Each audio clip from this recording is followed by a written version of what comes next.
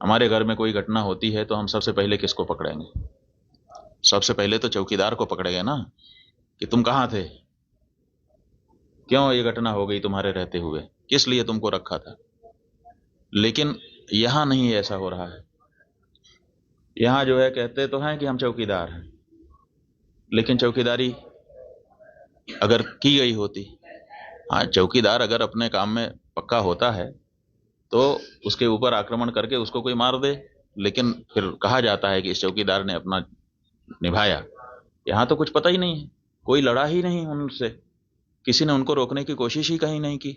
वो आए, घटना की, आराम से चले गए, कहीं पर उनको कोई बाधा नहीं है। कहाँ है चौकीदार? और चौकीदार के बारे में चर्चा ही नहीं हो रही है। अब कह रहे हैं हम उनको सबक सिखा देंगे, हम ये कर देंगे, हम वो कर देंगे। पाकिस्तान की धरती से आए थे। अरे भाई, पाकिस्तान की धरती से आए थे, इतनी जल्दी कैसे पता चल गया आपको? और अगर इतनी जल्दी आपको पता चल जाता है तो घटना के पहले क्यों नहीं पता चल गया?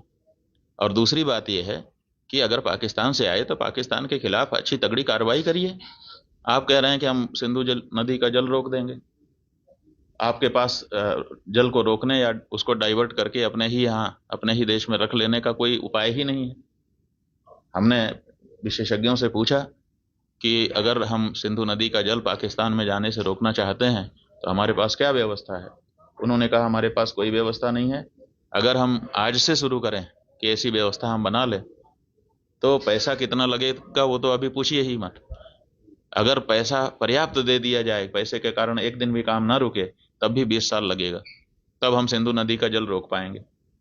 तो ऐसी परिस्थिति में हम ये कह दे रहे हैं कि हम सिंधु नदी का जल रोक लेंगे। और टेलीविजन के एंकर हमने सुना, वो कह रहे थे बूंद बूंद के लिए तरसेगा पाकिस्तान, एक गिलास शुद्ध पानी नहीं मिल पाएगा, खेती नष्ट हो जाएगी, बिजली नष्ट हो जाएगी, ये हो जाएगा, वो हो जाएगा।